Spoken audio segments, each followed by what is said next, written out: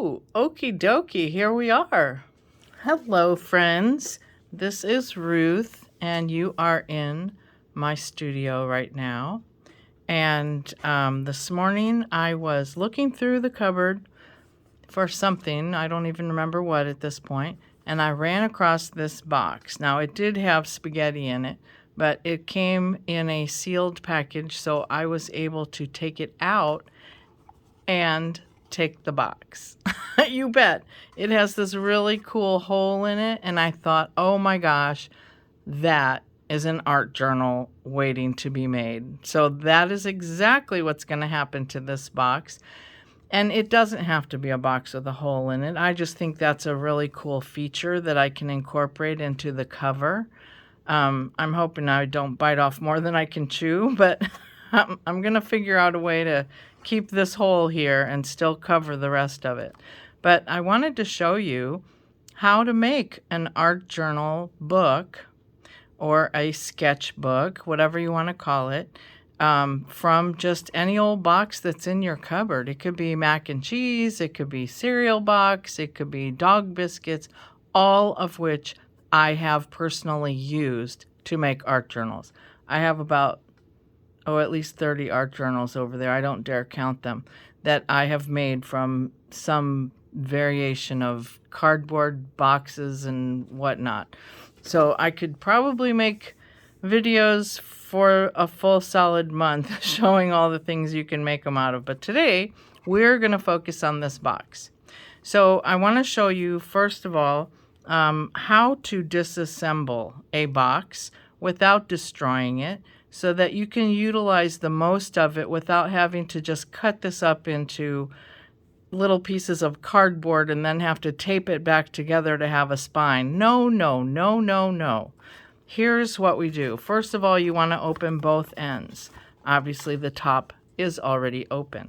So then we're going to open the bottom. Now, this is a very strange box. Different. We'll say it's different. And we don't really care a lot about the bottom. We're not probably going to use it. But I'm still going to try and be as careful as possible because you never know. Some of these words might look really cool on collage. Yep. All right, so we've got the flaps open. And the one thing that I want to tell you right off the bat, look for, but do not touch, the side, or I should call it the, well, it is a side. So you have the front, the back, and two sides. One of the sides will have a seam. Do not tear that seam open. That you want to leave intact, and I'll show you why in just a little bit. Right now I'm noticing that I did not do a good job getting ready here. I wanted to have a pair of scissors, and I did not put the scissors here. So I'm just going to say that the first thing you want to do, and it's easiest if you flatten it down, and you want to trim off these flaps on the top and bottom. So I'm just going to hit pause while I run and get my scissors. Okie dokie, here we go. So I've got my scissors, and I am just going to trim off these bottom tabs, and then I'm going to trim off the top tabs. And again, don't throw them away just yet. We might later, but you just never know. It's the same thickness as this, so it might come in handy for something. So I'm just going to toss it over there. Okay, now we have identified, now I've forgotten which one it was. There it is. And you can look inside and you can see the seam. Can you see that in there? Okay, so we're going to leave this one intact, and that means we're going to cut this one off, which puts this hole in the perfect spot. I just cannot believe. All right, be very careful. You don't want to wreck the hole. Let's get this out of there. And I'm trying to cut straight, but I'm just not a very good cutter. So sometimes I end up having to put this on my paper cutter just to straighten that out. Or if it's too wonky, that's when you can get out your wonky scissors and give it a funky edge. We're not going to do that. All right, so if we needed a spine or a piece of cardboard, we have one, a really nice one too. So we'll kind of toss those aside. All right, so here's the thing. Why did we keep this? Well, first of all, if you look at the overall size of this, it is fairly thick in the spine. And that means you probably would have to put at least 3 signatures. Maybe you don't want to put 3 signatures. Maybe you want to put 2, or maybe you want to put 3, but they just don't have to have all that many pages. So here's what you can do with it. You can lift this up carefully,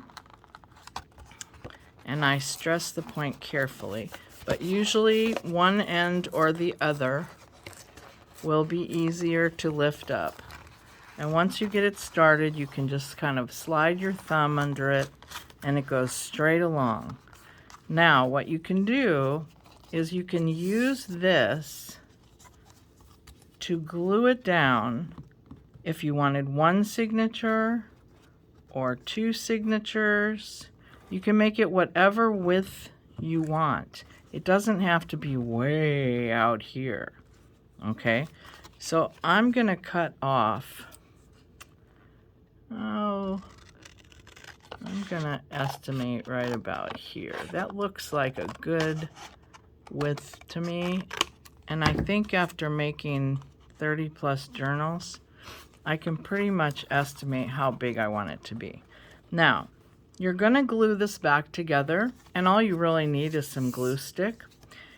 And what you want to be sure of is that when you put it together, this edge should be flush or even a little down from that edge, because you don't want it sticking up.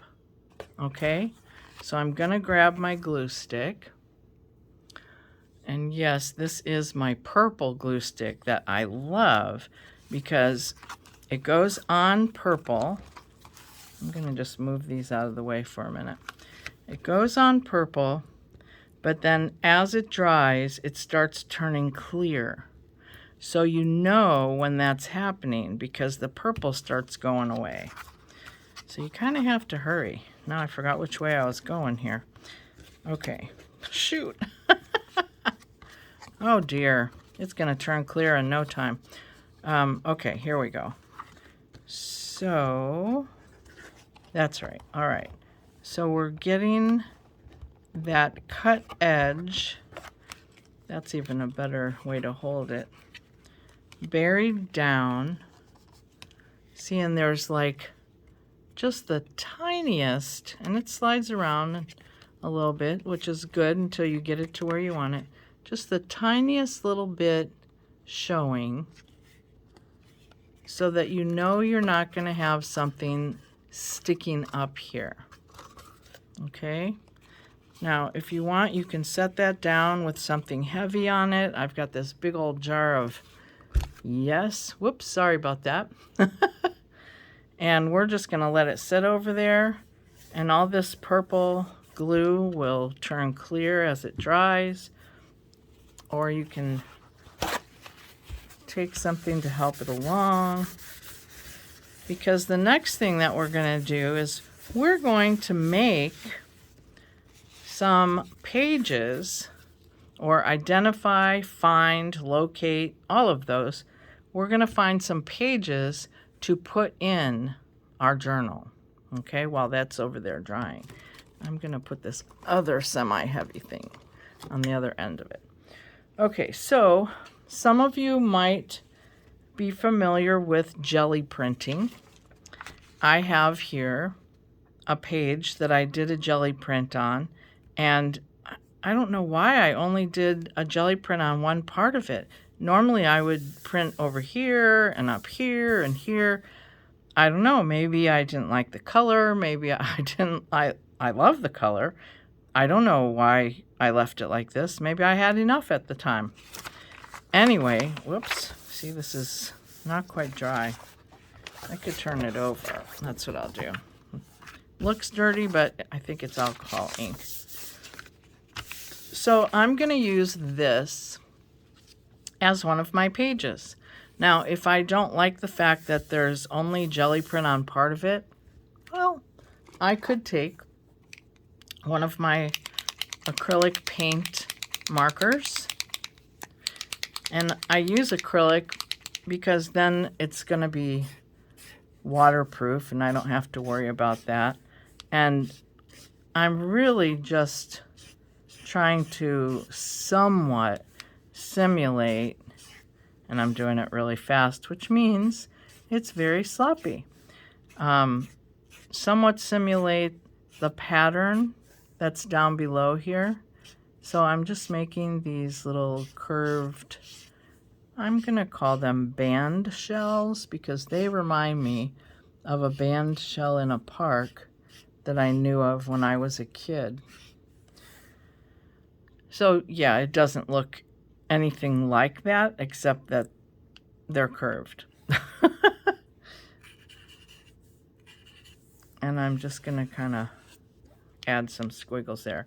Now, this is going to be a page in a journal, and actually you're only going to see half of the page, but it can actually be covered up with other stuff, so it isn't necessarily going to be showing. Okay? The other side is white. You can do anything you want to it. All right. This is actually a collage that I made, and for whatever reason, it just kind of didn't jump out, and and I'm having second thoughts now. Maybe it'll look better if I put it in a frame. I'm just going to hold on to it. That's kind of how I clean my closet too. It's like, oh no, I think I'll keep this. This is a piece of scrapbook paper, and I just really like it, so I cut it down to the same size. Now, I will say, all of your pages do not need to be the same size, but some people just feel better making it that way. So what I did today is I cut all my pages down to 8.5 by 11. Why did I pick 8.5 by 11? Well, because 2 of my pages were already that size. This is lined paper. This is graph paper. And they make really cool pages to put in an art journal. So I thought, well, these were the smallest of the group, so I might as well use it as a standard measure. So I cut down these other pages. Here's some musical pages. This was out of a music book, and I'm actually going to alternate these so they don't end up next to each other. And this was out of a book. It was like the acknowledgments page. We have some more music pages, and this was actually, I almost feel bad about using this. This was actually probably an antique piece of music, and I'm just not going to think about it a lot. I'm going to go ahead and put it in. So I'm going to turn this one this way and put it on the bottom so they're not next to each other. This was just a piece of watercolor paper that I started to do something to, or maybe I was using it to like color on something, and so whatever went off the something got onto this page. I don't know. I mean, but I'll tell you what, I could take my acrylic paint markers here, and I could certainly turn it into something real quick, because it could be an abstract who knows what, and just because it has stuff on it. Now I think, oh, I wish I had a dark turquoise marker. I only have this light one. Yep.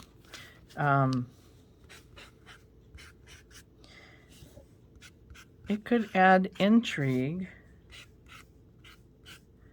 to the page.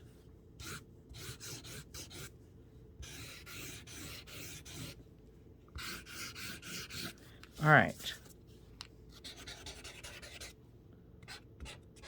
I'm going to let it go at that. And speaking of adding intrigue or adding marks to a page, we can take a piece. This is sketch paper that I have off to the side here, and I cut a bunch of it to also be 8.5 by 11. See that? It all lines up. And while you might not be able to think of any marks to make, here's a couple little tips. Okay, I have my markers sitting off to the side, and you might notice that I have them sitting in a repurposed Cheerios box. Okay, so what I see here are two different shapes. I see circles or O's, and I see open hearts. So I could take, and if we're going to try and keep it maybe subdued, so we don't have to use red and make it pop out, we could do a bunch of hearts all over the page, going different directions. Ooh, that's not bad upside down, huh? And it doesn't have to be a whole bunch of them. That's enough right there. And that can be a page. And let's see, what other color is light? I don't have like my pastels out. This one's pretty light. And so we could do the O's on another page. And then one thing that I have enjoyed doing, I have somewhere big, thick, black Sharpie markers.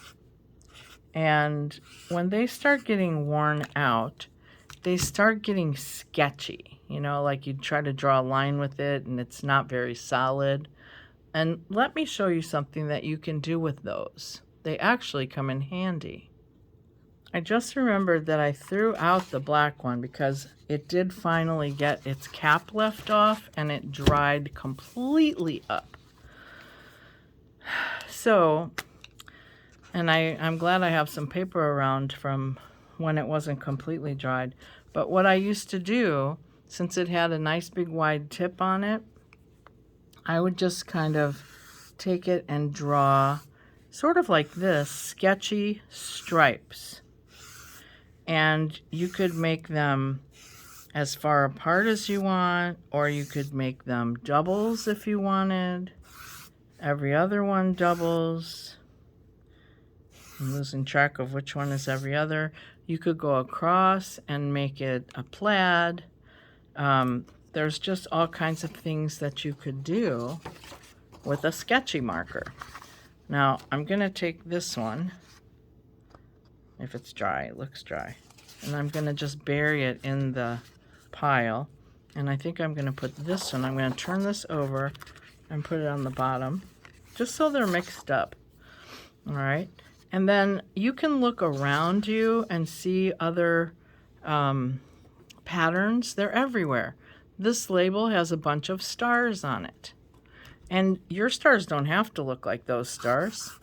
They can just be stars like this. That's the kind of star that I was taught to draw when I was a kid.